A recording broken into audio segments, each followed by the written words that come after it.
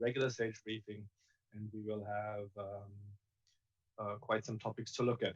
The meeting itself, the SAGE meeting, was held from last Monday, 22 March to Thursday, 25 March. And it took some time to get all the recommendations together. Hence, we have the briefing today. And as you know, we had some other announcements just recently. With this, let me welcome our guests today on the panel. As you already know them anyway, we first and foremost have Professor Alejandro Cravioto, the chair of the Strategic Advisory Group of Experts on Immunization. Thank you very much for joining us, Professor. We have Dr. Joachim Hombach, the Executive Secretary to the SAGE from WHO. And we have Dr. Kate O'Brien, the Director of the Department of Immunization, Vaccines, and Biologicals here at WHO. My name is Christian Lindmeier. The way we go about is the usual. We'll hear introductory remarks, and we'll go through all the various topics step by step, and we'll then start taking questions. Please raise your hands on the raise your hand icon, and we'll try to get all your questions answered. With this, thank you very much, and let me give the floor to Professor Cravioto. Thank you very much, and good morning, good afternoon, or good evening, wherever you are in the world. We had a very interesting SAGE meeting this past week, as Christian said, and I will go over the main recommendations that came out of that meeting. The first thing we reviewed were the vaccines against Ebola disease. This is particularly important because we have a new outbreak going on in West Africa that needs to use the vaccines that are available, and for that we needed to go back to our recommendations to see that they were totally correct for the purpose. So in that sense, we have recommended that we can use in the outbreak the two licensed vaccines, the one produced by Merck and the one produced by Johnson & Johnson, in the way that they have been approved, but with the off-label use to make sure that everybody from infants to people who are 17 years of age and older can be vaccinated. This is based on a risk analysis and the previous experience with these vaccines in the outbreak, the previous outbreak in the Democratic Republic of Congo. We have also recommended that all pregnant women and lactating women should be vaccinated, also according to our experience, even if this is an off-label use. We don't recommend for now that we use these vaccines because of the shortage we have for them as a preventive way. We feel that this is something that will need to be analyzed in a much different way. So we have asked our working group that looks into these vaccines to come up with a learning agenda on how we can use the two vaccines preventively. And we have the good news that Gavi will be paying for a stockpile of these vaccines that will be then made available in cases both of outbreaks and for preventive use. In the case of polio, we have some news that were worrying. The situation of the circulation of the wild polio virus still going on in Pakistan and Afghanistan, and the increase in the outbreaks due to the polio-derived, the vaccine-derived polioviruses too, which have increased not only in Asia, in Africa, but also in Asia with the inclusion now of Tajikistan. On the positive side, we have a new injected polio vaccine that has been pre-qualified. This is based not on the Salk, but on the Saline virus, which is a good thing for the containment process. And we now have enough supply to be able to give every child that needs it a second dose of this IPV vaccine, as has been recommended before. This is good news also because Gavi has accepted to pay for the second dose of vaccine in the countries that they support. So in that sense, we are moving on with the program. In the case of the new oral poliovirus vaccine against the poliovirus type 2, which has been developed and pre-qualified and given an EUL approval, mainly to use during the outbreaks of vaccine-derived polioviruses too, in the different parts of the world. We have the news that it has finally been implemented in Nigeria for the first time, and that means that it will soon be used in other parts of the world where it's needed. For the time being, our recommendation is that in the case of these outbreaks, countries should use any oral vaccine that they have available to be able to contain them. Um, in the case of the COVID vaccines, which of course were one of the other main themes that we went through it during the meeting, we heard for the first time publicly from the two Chinese companies producing vaccines against SARS-CoV-2, Sinopharm and Sinovac, and we were able then to see the advance that they have made in the process of determining both the safety and the efficacy of these vaccines. Now, they have also handed in the information to the WHO to be able to have an emergency use listing for these vaccines. And once that has happened, then of course SAGE will look at the recommendations for these vaccines to be included as part of the arsenal that we're using with the others that have already been pre-qualified and approved for use. Um, the other issue during the meeting that I would highlight is the situation of the vaccination against measles and rubella. We're deeply worried that this has been stalled because of the COVID situation, and we fear that if this is not properly looked at by each one of the countries that has not been able to vaccinate the children so far, we will be having problems with outbreaks of especially measles. That is something that worries everybody and that we saw happening in 2019 in a very serious way. On April 26th, during the World Immunization Link, we will be launching, or the WHO will be launching the IA 2030, the program for the next 10 years on immunization, which includes as one of its main indicators, of course, the vaccination against measles. So we do hope that this is a call for action and that countries will be looking into how to catch up programs in the sense of vaccinating the children that have been left out, and of course starting the routine immunization programs for those that are now coming up on the way. I would leave it there unless Kate and Joachim would like to add something that they consider should be part of this initial part of the report. Thank you.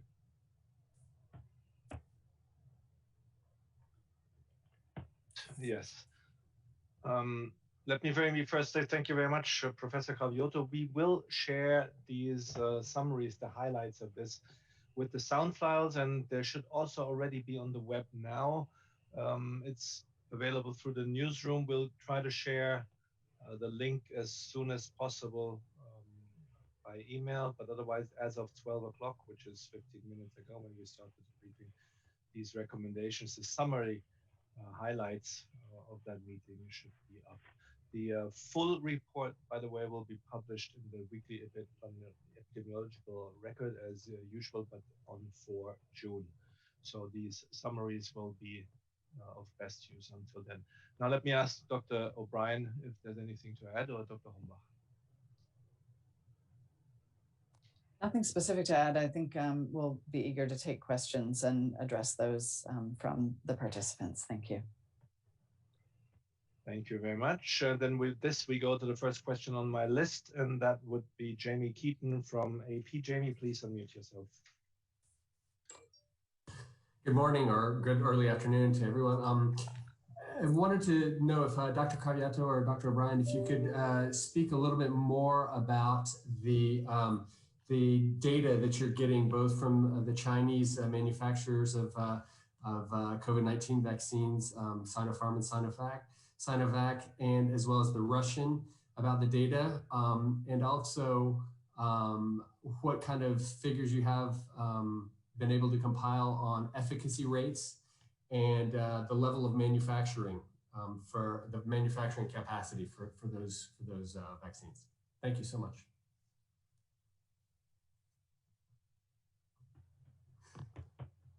I guess I can start. Yes, please. As you well know, we have established since June of last year a very important working group that looks at all this information as it becomes available. Over the past months, these two companies from China have been presented their data to this working group, and they have been able to follow up what is becoming available and what they feel also should be clear to the company that needs to become available excuse me, before the vaccines are recommended. Of course, we have a process that goes first through an emergency use recommendation, either by WHO or one of the what we call the stringent regulatory authorities, before we can make recommendations about the use of these vaccines, which is something that hasn't happened yet with these two products. The information that the companies shared publicly at the meeting last week clearly indicates that they have levels of efficacy that would be compatible with the requirements that WHO has asked for this vaccine. That means about 50% and preferably close or above 70%.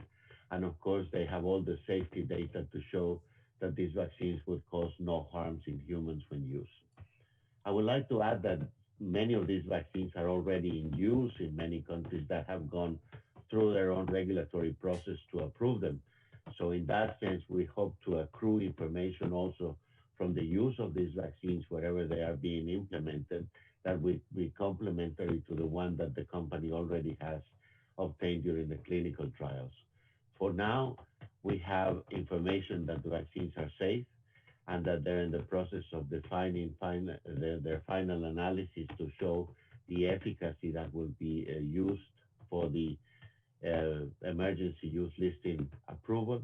And once that is in place, then we will be able to make the necessary recommendations for its use.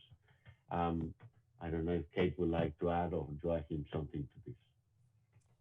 Yeah, I think the importance here is that we will, from a WHO perspective, we will, as Dr. Cravioto said, line this up fully with the emergency use listing as procedures. As you know, those procedures involve a separate group of experts, look at efficacy and safety, but also look at quality of manufacturing. And from a SAGE perspective, so that really answers the question of if vaccines should be used, and SAGE is really answering how they're used. One of the things that really came out from the SAGE session, not specific to these two vaccines, but it's relevant to them, is that the degree of efficacy does vary according to the case definitions that are used for detecting and defining disease events. And that we really want to emphasize that making any comparisons between products is fraught with difficulty unless you're comparing the same case definition. And it's clear from the clinical trials of all of the products that we don't have one consistent case definition that has been deployed in the clinical trial protocols.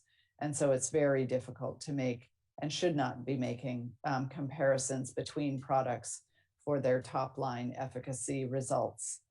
We really are looking at each product on its merits relative to the target product profile. Over. I can quickly add one point. The data sources that we are looking at are obviously coming out of the file that is submitted for emergency use listing to WHO, so to say a regulatory file. And in addition, obviously, we have direct interactions with the company to format and to get additional information. When we will, and we are of course encouraging that the results are being published, and some of the data from these companies have already been put out in the peer-reviewed literature. When we come to issuing the recommendations, and we hope this will be by the end of April, but that is to be confirmed, we always put out what we call a background paper that you then can also find on the web that summarizes the evidence that we have taken into consideration to issue the recommendations. So this summary information will in any case be available as we have done it already for other vaccines where we have issued recommendations. Thank you very much all for these explanations. Now we move to Helen Branswell from STAT. Helen, please unmute yourself. Thank you very much, Christian. Can I just ask a quick follow-up to Jamie's question before I ask my main question? Is this the first time Chinese manufacturers have applied for an EUL through WHO? Kate, maybe you want to briefly take on Dr. Cravioto, of course. Well, I think I can quickly answer this. I think in relation to emergency use listing, that's indeed the first time. But there is WHO pre-qualified vaccines out of China. The first actually vaccine that was pre-qualified coming out of China was a Japanese encephalitis vaccine a couple of years ago, and which is on the Gavi portfolio. Yeah, and let me just add that the first EUL vaccine is the novel OPV vaccine, the NOPV vaccine, which was EUL'd in November, I think it was, if not early December of 2020. So that's the first vaccine that has gotten WHO EUL. Following that are the COVID vaccines. And I think you have the list of which ones have made their way through EUL processes at WHO. Okay, thanks. My main question at this point, if I may get back into line for another if I can, is you were talking off the top about the concerns about the possibility of measles outbreaks. Is there any concern about the security of measles vaccine supply in the current context where, you know, manufacturers are trying desperately to ramp up production of COVID vaccines? Is there any concern that the measles production capacity will be cannibalized in any way? So perhaps I can take that question. We're looking very carefully at actually all of the vaccines, including measles vaccines and the supply security around those vaccines. At this point, we do not expect that there will be shortages of the vaccines in the essential immunization program. However, as vaccine manufacturing capacity for COVID vaccines, and we all recognize that there's intense pressure to increase that capacity, as that ramps up, we have to continue watching this really carefully. We are starting to see the supply chain start to shrink to some degree so that the amount of vaccine in the supply chain is narrowing, but we don't see in those analyses that would lead to shortages anywhere at this point, but a very important area to continue watching carefully. Thank you very much, Dr. O'Brien. Let's move to the next question, and that would be Christiane Oelrich from DPA. Christiane, please unmute yourself. Yes, hello. Thank you for taking my question. Directed to whoever is the best to answer this. Germany has changed their recommendation for the use of the AstraZeneca vaccine for COVID. Are you afraid that these back and forth changes of regulations and recommendations will harm the reputation of that vaccine? Or would you say this is a German case that should not have any influence on anyone else's decision on whether to use this vaccine or not? Thank you. Let me ask Dr. O'Brien to start, and then maybe if Professor Cravioto wants to chip in. Yeah, WHO has obviously recommendations on the AstraZeneca vaccine, both from a safety perspective, from a use perspective.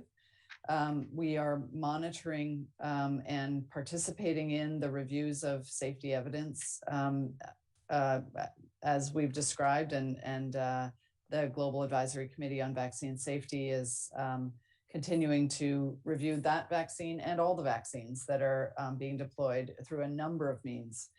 I think what's most important here is that the WHO recommendations and the review are fully understood to support decisions that any country makes. And the countries are responsible for their own specific context And especially in this remit of the COVID vaccines, where different countries have a portfolio of one or more vaccines that they have availability for, that the pandemic is at a phase in countries with a burden of disease and control measures otherwise apart from vaccines, that each country does have to chart a course about how they will use the products that are in their remit and available to them.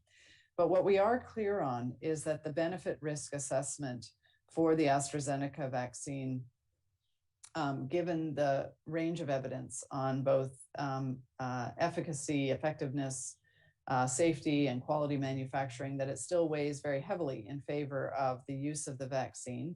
It is a safe vaccine, and as expected, with the broad use of this and frankly any other vaccine, that we anticipate that there might have been rare events that would be identified that may be associated with the vaccine. So we really want to emphasize the importance of the safety network. The safety structure is doing the job that it was intended to do, identifying signals, tracking down those signals about whether they seem to be related to the vaccine or coincidental with vaccine use, and then providing information, especially to healthcare providers, about anything that they should be alert to in the deployment of these vaccines, recognizing that the pandemic is taking the lives of many more people than it should be taking the lives of, and especially as we have vaccines that are providing protection against severe disease, protection against death. We're now starting to see evidence, important evidence around the ability of these vaccines to also protect against infection, that weighting of the benefit of the vaccines, the risk or the potential risk of vaccines is the important sort of assessment that is done. And that as evidence continues to roll in, we will continue to update recommendations to be responsive to that evidence. So when an individual country tries to optimize what's in the portfolio of their access to vaccines, that's something that WHO fully recognizes is what countries should be doing. Thank you very much, Dr. O'Brien, and let me ask Professor Cravioto to add. I would just add to what Kate said, that what we have asked every country is to have a system in place to be able to detect these problems. If you're using the vaccine, then there should be a system in place to be able to follow up any of these adverse effects. And so the idea of bringing them up publicly is precisely so that everybody's aware that these are signals that have to be clearly looked for in any case for any use of the vaccine. In many countries where the AstraZeneca vaccine is being used, these systems are in place and they don't seem to be reporting back any of these other issues. So we feel comfortable that at least the systems are detecting the problems and that everybody's being made aware of them. Thank you. Thank you very much, both. And now we go to the next one. That is Mariela Shkurta from Syri Television, Albania. Mariela, please unmute yourself.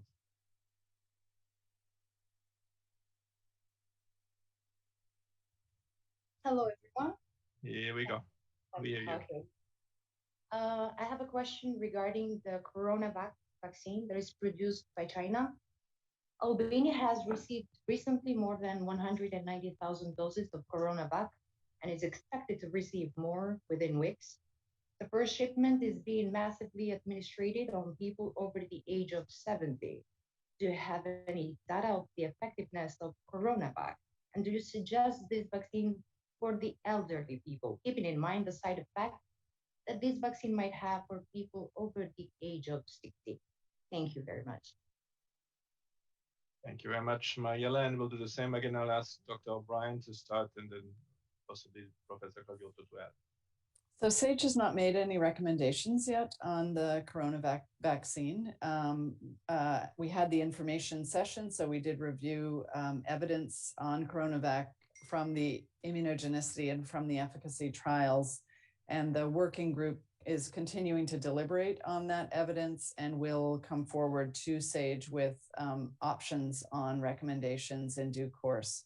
So we won't comment at this point on specific recommendations because SAGE has not gotten to that point in the development of the review of the evidence.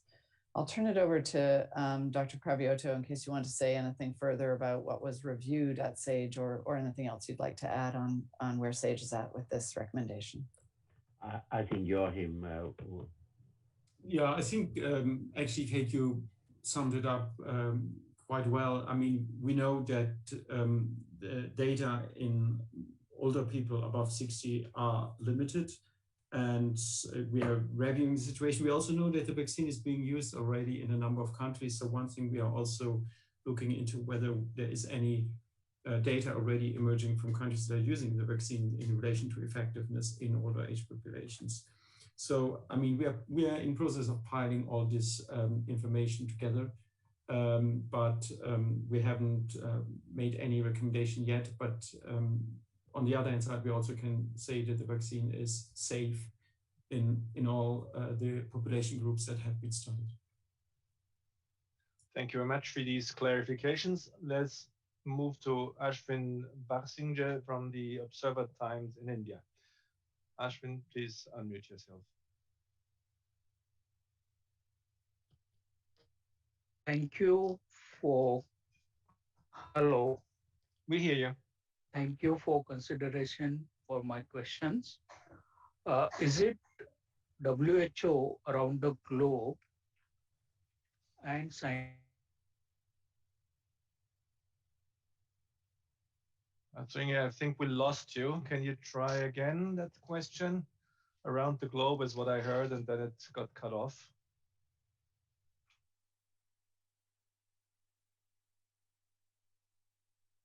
So as we don't hear anything from you, I'll give you another chance in a moment. So I don't know if you hear us, but let's for now go to Lisa Schlein from Voice of America. Lisa, please unmute yourself. Yes, hello, Christian. Nice to see you. I have a couple of questions.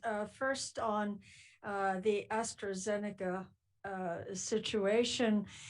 Are you concerned that the actions like Germany, what Germany is doing right now, might discourage countries, other countries, from using AstraZeneca? That seems to be happening. And I'm thinking most particularly about the situation in Africa where this has been touted as a kind of ideal vaccine for the continent because I believe it's one dose and it's quite cheap.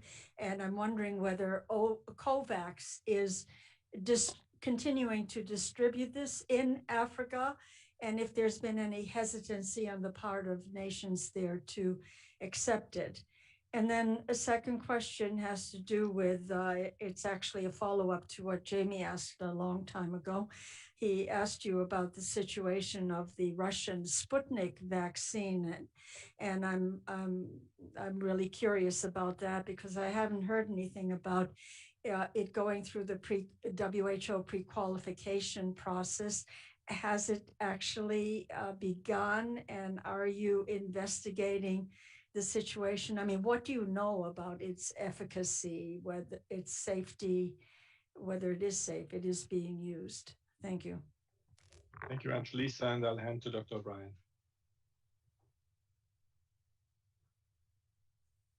Thanks. So let me start with the last question first. That's on the Sputnik vaccine. So we do have a publicly available document, a spreadsheet that shows each of the vaccines and what stage they're at with respect to EUL. I don't know if we can put that in the chat, but if not, we can provide that link to you after the press conference. So you can follow that at any time. It's updated on a real-time basis or at a minimum on a weekly basis of the stage that each vaccine is at.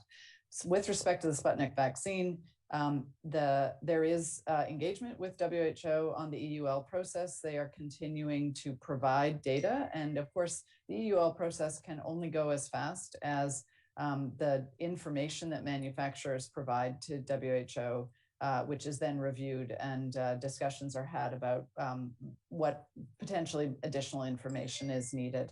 So there are data packages, is how we refer to it, data packages that are have been and continue to be provided to WHO, and work going on with the manufacturer to move through the EUL process, including scheduling a time for when the review of the manufacturing facility would take place. So I'll refer you to the spreadsheet around that specific timing. The question about then I want to just clarify a couple of things. So the COVAX facility has a number of vaccines in the facility. It includes the AstraZeneca product from 2 manufacturers, the Serum Institute of India, as well as SK Bio in Korea. Also includes the Pfizer vaccine, the Johnson & Johnson or the Janssen vaccine, which is the 1-dose vaccine. The other vaccines are 2-dose vaccines. And a deal with Novavax, as we will proceed with both EUL and SAGE recommendations on the Novavax vaccine.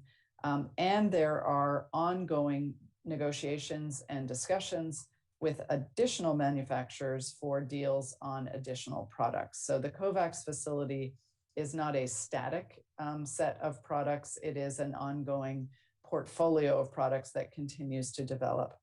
So the AstraZeneca vaccine is a 2-dose vaccine.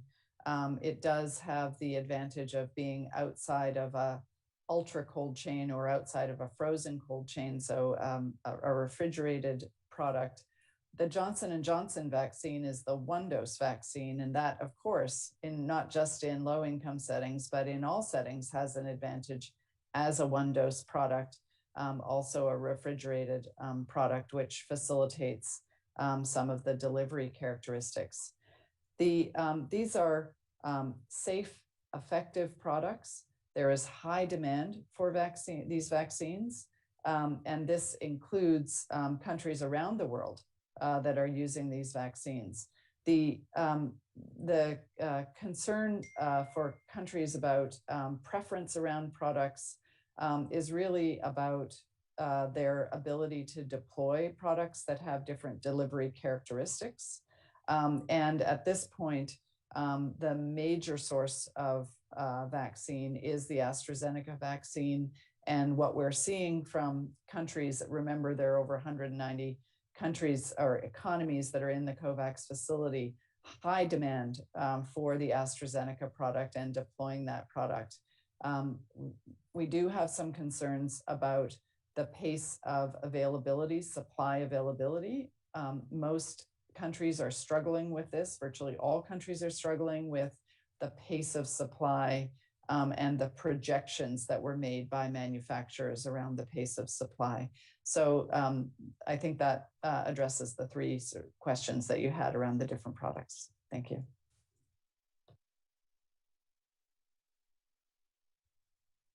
Thank you very much, Dr. O'Brien. I understand the link of the spreadsheet mentioned will come up in the chat any moment. Do we have Joachim Hombach to add, please? I actually put already the link into the chat. No, not much to add. I think just to say that the SAGE working group that reviews all the evidences on which basis SAGE makes its recommendation is already in contact with Gamaleya. They have, by the way, published much of their data. We will be going hand in hand synchronized with the emergency use listing process in order to issue our recommendations. But the process on our side has been initiated. Thank you again for the clarification. Now let us move to, back to Ashwin again. Let's try Ashwin Basinga from Observer Times India again. Ashwin, please try again. Thank you. I got some internet connection problem. Is it WHO and scientists around the globe identified virus host dynamic, which is important in development of safe and efficacious vaccines? And is the virus host dynamic varies in SARS-CoV-2 variants of concerns? Thank you. Thank you very much, and Dr. O'Brien, please. Yeah, actually, could I just ask, it came in and out for me a little bit. I'm sorry to ask for a repeat, but could you just repeat the question so I'm clear what you're asking? We'll get that question asked eventually. Please come again, yeah. Sure.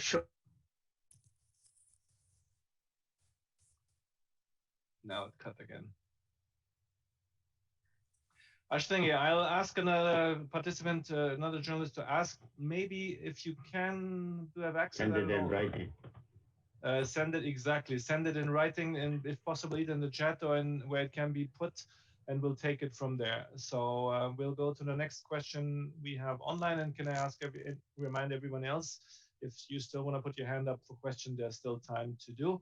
Now the next one on my list is Valeria Roman from Info by Valeria. Please go ahead and unmute yourself.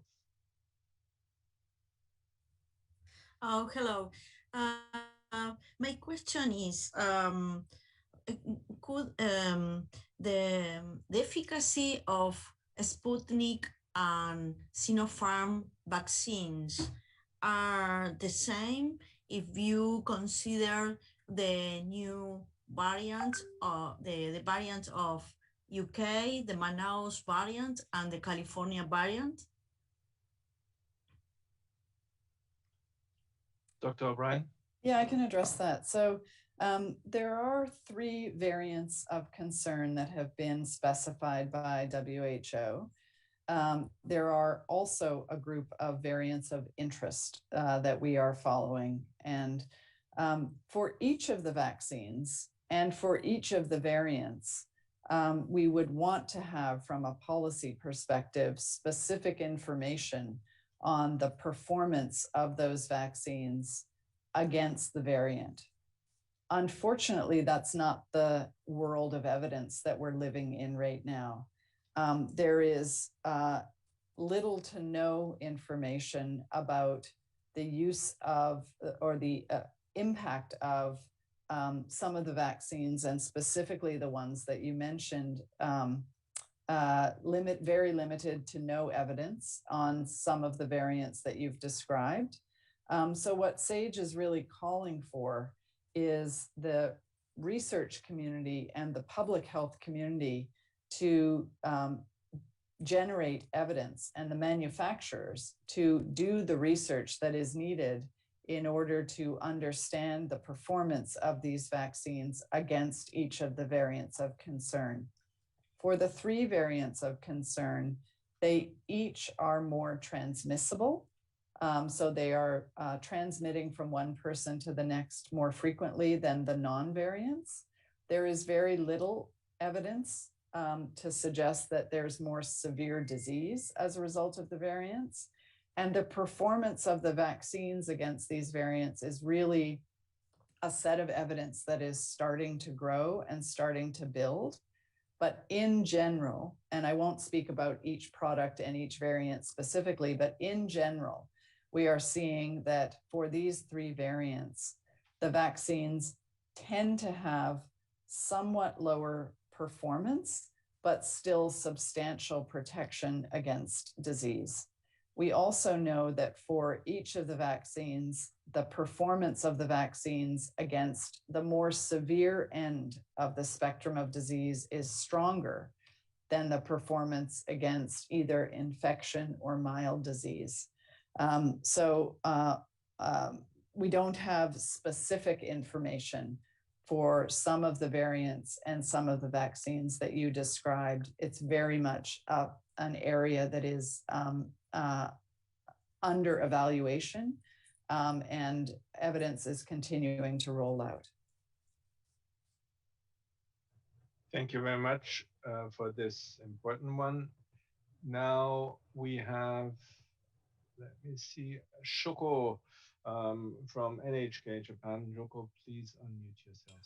Hi, Christian, can you hear me? Very well, go ahead. Thank you for taking my question. Dr. Wilder Smith mentioned during the last press briefing on 17th March that Johnson & Johnson vaccine is halal. May I ask how SAGE evaluates other COVID-19 vaccines which are already in the emergency use listing, whether it's halal or not? Thank you. So there was a bit of background noise, but I understand as a summary how SAGE or if SAGE is evaluating the halal recommendations and similar of all vaccines, right? Okay, let me ask Professor Cravioto. If I understand correctly, that would be the follow-up that we do after we make the recommendations. Yes, of course, we're following them up. And also we are trying to incorporate all new information that comes up from the follow-up of the use of these vaccines into how these recommendations are working or whether they need an update.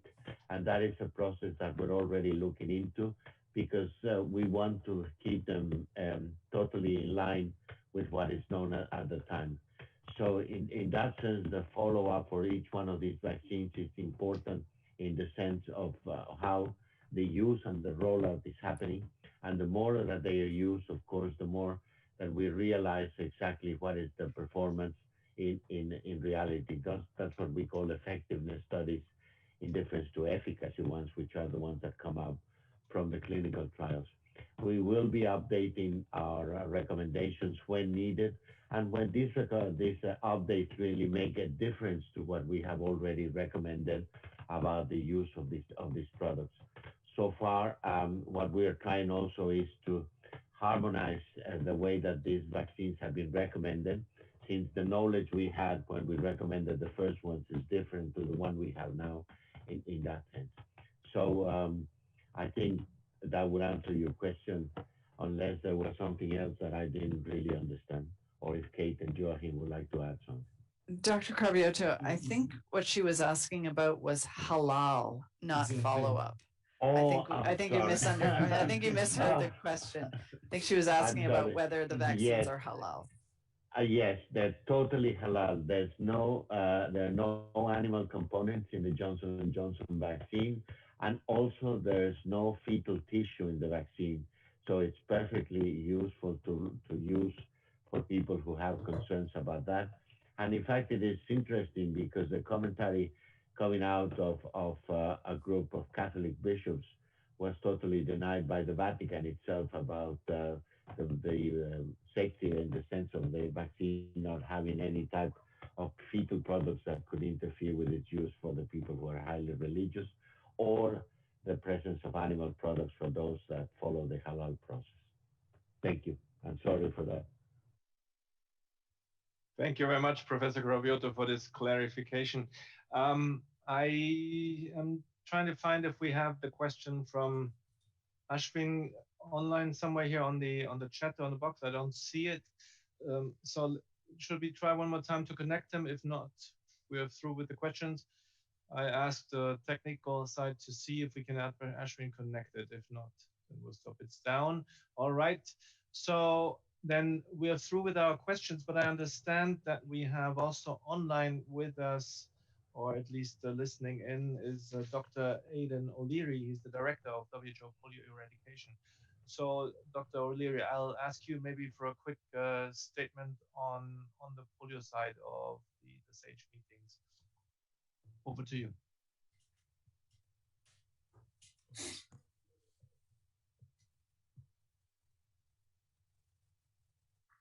Do we have Dr. O'Leary connected? Yes.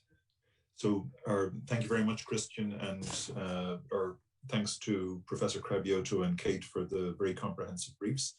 I think maybe just 2 points on the polio side. One is to acknowledge the major impact that the COVID pandemic has had on ongoing operations through 2020 into early 2021.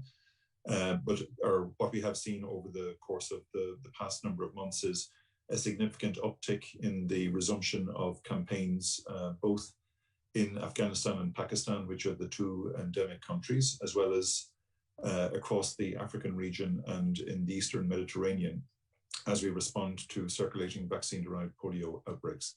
So as I think Professor Cravioto had highlighted, there has been a commitment from the Polio Oversight Board to support pandemic response in all the countries in which we are polio assets and resources are engaged, and that will continue to support the COVID vaccine introduction and delivery through 2021 and beyond. And then I think the second point was simply to highlight the ongoing work in relation to novel OPV2 rollout, which I think Kate has highlighted was the very first vaccine that received the emergency use listing from WHO in late November 2020. What we have is a very extensive effort as upwards of 40 countries prepare to meet the different requirements to support the safe rollout of this vaccine.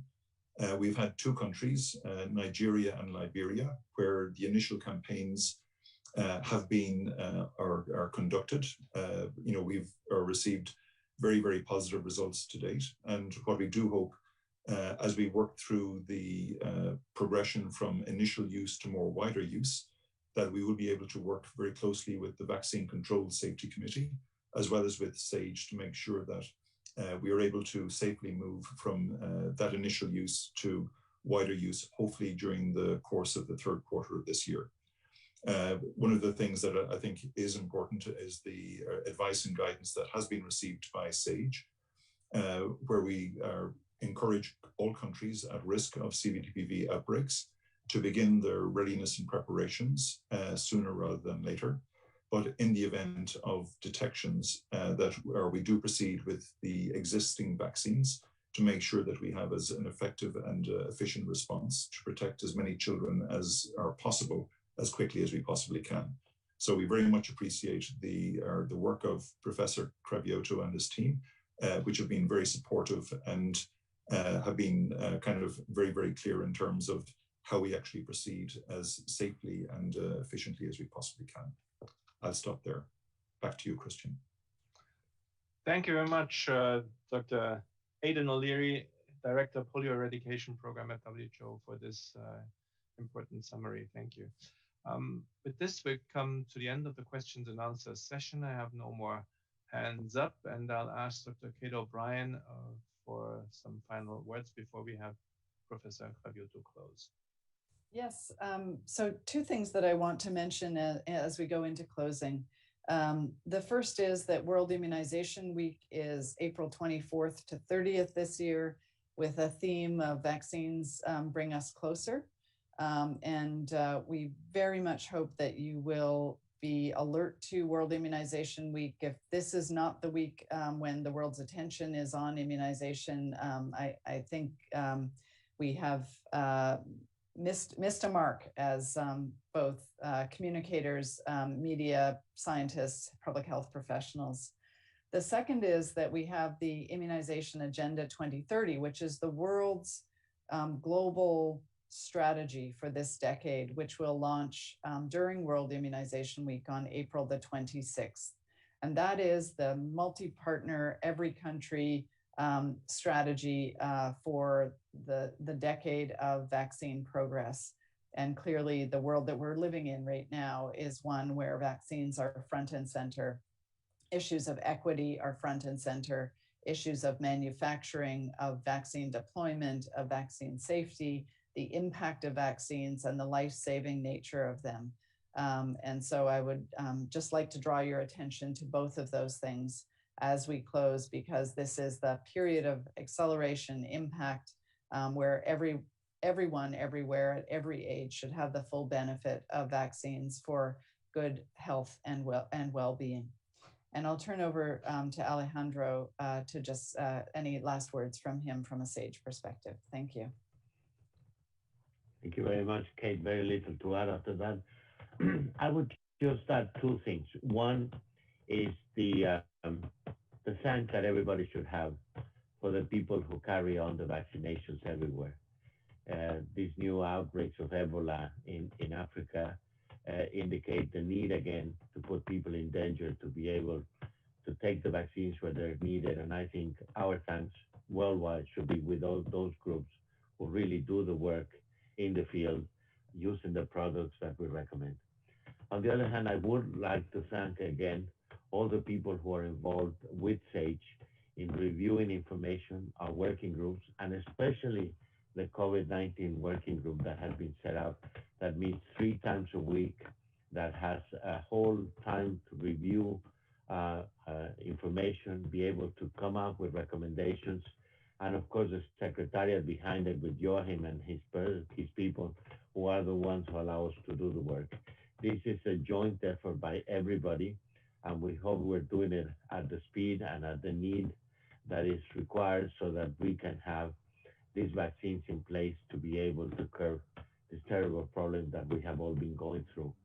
In the meantime, what we would also like to stress is that all the other measures to keep people safe, the wearing of masks, the washing of hands, and the social distancing have to be kept in place whether people are being vaccinated or not, so that we can get rid or stop the circulation of this virus, which is really causing havoc in our world. I would like to thank everybody on behalf of SAGE and hope that we will meet soon with more recommendations about other products that are useful to keep us alive and safe. Thank you very much.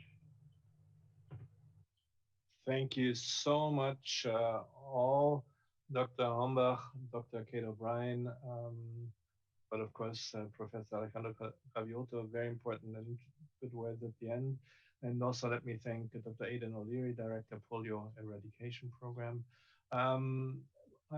We've put the link to the highlights from the meeting of the SAGE already here into the chat, but we'll send the points and the link also out again with the audio files of this briefing as soon as possible afterwards. And with this, thank you all very much for participating. Have a good day, and hopefully a good few days off.